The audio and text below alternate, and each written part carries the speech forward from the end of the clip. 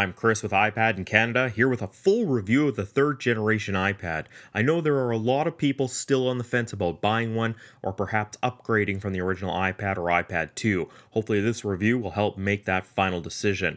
Now the big feature with the new iPad is the screen. The Retina display is beautiful. It clocks in with a resolution of 2048 by 1536. Now compare that with your HD television of 1920 by 1080 and your iPad has 1 million more pixels. So this new iPad offers 4 times the pixel density of the iPad 2. While this video won't do it justice, when you have your new iPad and the iPad 2 side by side viewing text, the differences are huge. Text is smooth, no jagged edges, and honestly, I find I can read longer with the new iPad. I get less eye strain. With the high-resolution screen, pictures also look stunning. When looking at photos taken with my DSLR, they seem to pop off the screen. The color saturation and the detail are amazing. It's another big difference between the iPad 2. Staying with photography, the new iPad sports a 5-megapixel iSight camera on the back, but the same VGA FaceTime camera on the front. Now the iSight camera is the same as the iPhone 4, with the optics similar to that of the iPhone 4S. So when you're using the iPad for photos, the pictures look great. The detail, the focus, and the look are head and shoulders above those of the iPad 2 and its HD camera on the back. Now I really wish Apple would have added an HD camera on the front. I think more people use the front-facing camera for FaceTime or Skype than they do the back camera, maybe in the next version. Now the iSight camera on the new iPad is also capable of full 1080p video recording at 30 frames per second. Like the iPhone 4S, you get the video stabilization.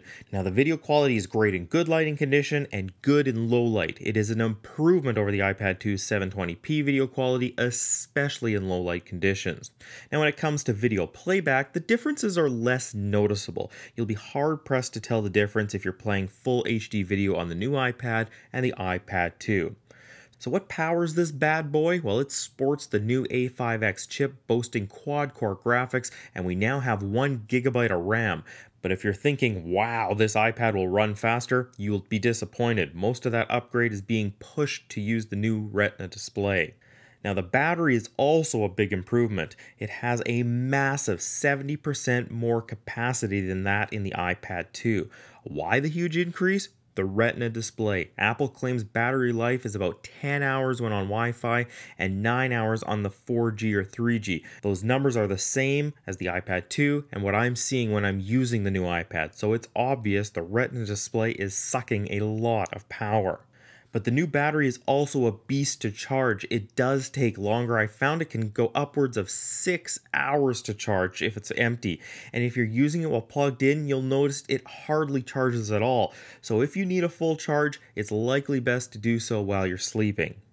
When it comes to gaming, the thought of developers making games optimized for the Retina display and taking advantage of that quad-core graphics capability is really exciting. We could see some really stunning games graphic-wise, but that's something down the road. Right now, there are games optimized for the Retina display, but when you compare them with the games on the iPad 2, there isn't that huge wow factor difference. They look a tad crisper and the colors are a little more vibrant, but it's not a huge difference. You can now, of course, get 4G LTE connectivity with your iPad. While I only have the Wi-Fi edition, I've seen some speed tests for the LTE edition coming in at 50 plus megabits per second download and 40 plus megabits per second uploads. Now that's fast. To put that into perspective, I get 50 down and 3 up with my home Wi-Fi. Aesthetically, the new iPad isn't much different. It's slightly thicker and heavier than the iPad 2. While the thickness isn't all that noticeable, it does prevent you from using some of the cases designed for the iPad 2. And the weight, I did notice that right from the unboxing. It's not a huge difference, but I do feel it when holding it over time. So lastly, the big news on the interwebs and in the media right now is the iPad getting warmer, specifically in the lower left corner. Now I have noticed this. The first time I did, I'd left the iPad on for a couple of hours just on the home screen, nothing running except the Wi-Fi. When I went to pick it up, it was really warm, almost to the point where you wouldn't want to hold it for very long. So I was very concerned, but after doing some tests, I found the big culprit for me was the Targus case I had been using. It seems to keep the heat inside and it really heats up the iPad. While testing the iPad out of the case, playing games, watching movies, and surfing the net, yes, the bottom left and even the left bezel will warm up, but nothing to an extreme that makes it uncomfortable and makes me want to stop using it.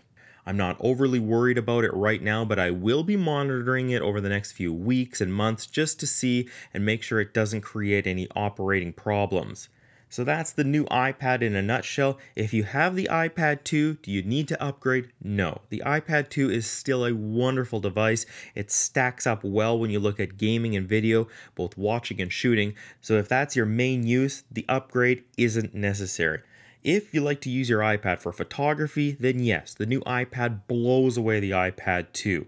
If you're looking to upgrade from the original iPad or buying your first tablet, then for sure, the new iPad is for you. Hopefully this video has been helpful. If you liked it, I hope you'll take a second and subscribe to my channel, so that way you won't miss any future videos. For more daily iPad and iPhone news, make sure to check out iPad in Canada and iPhoneincanada.ca. I'm Chris with iPad in Canada. Thanks for watching.